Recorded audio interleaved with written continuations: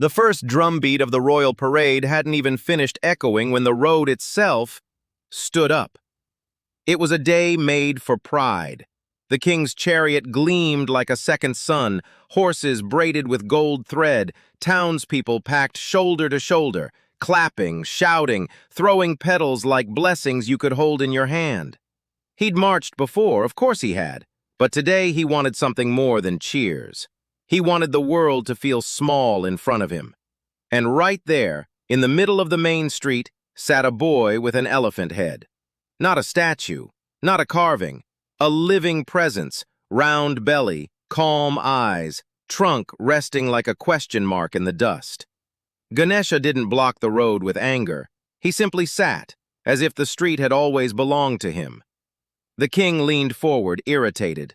"Move him!" he ordered, and the words carried that sharp edge that makes even loyal men flinch. Guards stepped closer.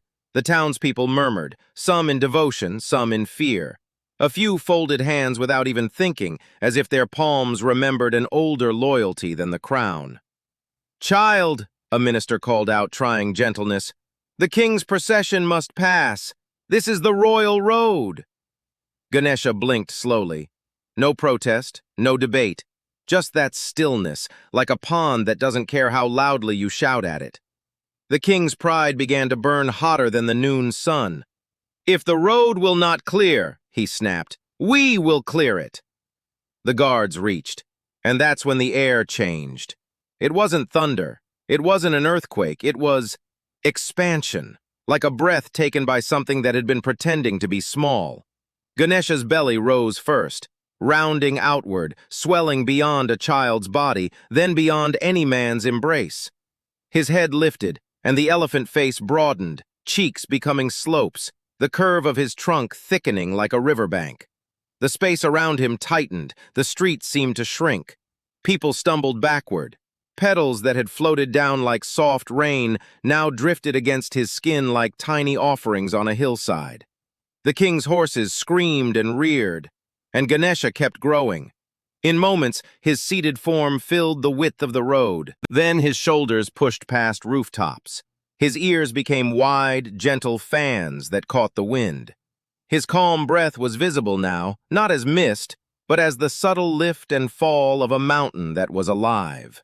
The spectacle was impossible and undeniable. A breathing elephant mountain sitting serenely in the middle of the city's proudest street. The procession halted like a thought cut off mid-sentence. The king, who had wanted the world to feel small, finally got his wish. He tried to speak, but his throat had forgotten how to command. The same crowd that had been cheering his name now stood silent, eyes wet, hands folded, because they understood something their king had not. This was not an obstacle. This was a lesson with a heartbeat. A whisper ran through the people. Vignaharta, remover of obstacles, but today, creator of one. The king looked for a way around, but the around did not exist. Ganesha's presence filled not just the street, but the meaning of it. The royal road, the royal pride, the royal plan, everything was suddenly too narrow. So the king did the only thing left. He climbed down. Not dramatically, not with performance, with a kind of trembling honesty that comes when your ego is stripped and you realize your own smallness is not an insult. It's a relief.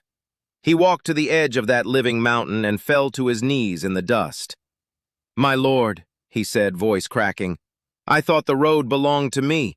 I thought this city moved because I ordered it. Forgive me. Tell me how to pass." Ganesha's huge eyes softened, the trunk lifted, not as a threat, but like a blessing reaching down.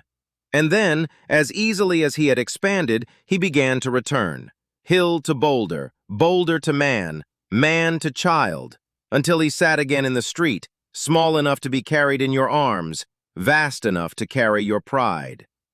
He didn't move aside. The king did. He turned his procession, not in defeat but in devotion, and led it around Ganesha, circling as if the true center of the city had finally revealed itself. Because some obstacles aren't meant to be removed. They're meant to reshape you, until you learn that the road to power is narrow, but the road to grace is wide enough to go around your ego.